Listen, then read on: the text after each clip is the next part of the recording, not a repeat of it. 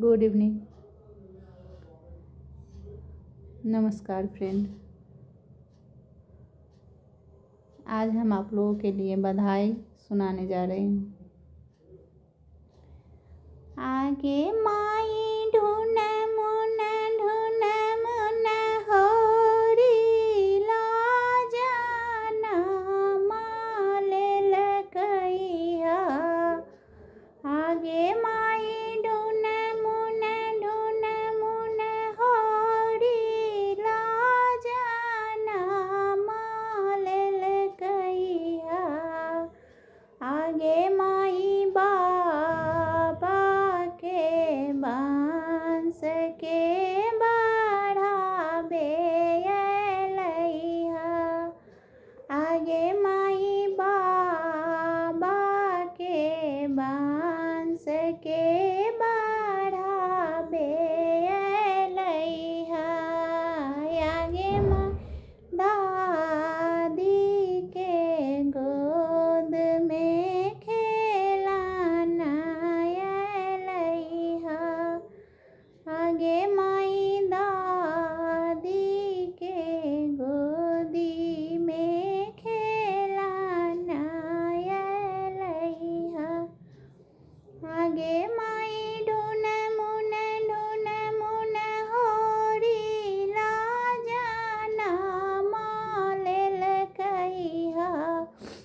आगे माई ढून मुन होरी लाजना मालेल कहिया। आगे माई चाचा के बांस बढ़ावे लैहा। आगे माई चाचा के बांस बढ़ावे लैहा। आगे माई चाची के गोदी मेरी झावे लैहा। आगे माई चाची के गोदी झावे लैहा।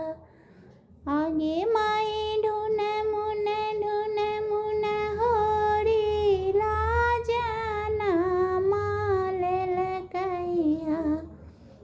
आगे माई पापा के बांस के बढ़ावे लैहा। आगे माई मामी के गोद में बैठान लैहा।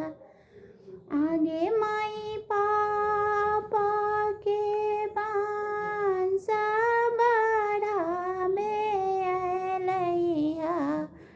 आगे माई मामी के गोद में बैठान लैहा। आगे माई फुआ के दान दहेज दिलावे लैहा। आगे माई फुआ के दान दिलावे लैहा। आगे माई फूफा से लाभ। आगे माई फुआ से लापर लियावे लैहा। आगे माई फूफा से दान दिलावे लैहा। आगे माई ढून मुन होरी लाजना मालेल कहिया। आगे माई ढून मुन होरी लाजना मालेल कहिया।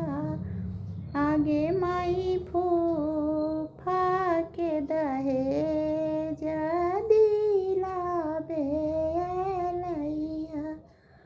आगे माई फुआ से लापर लियावे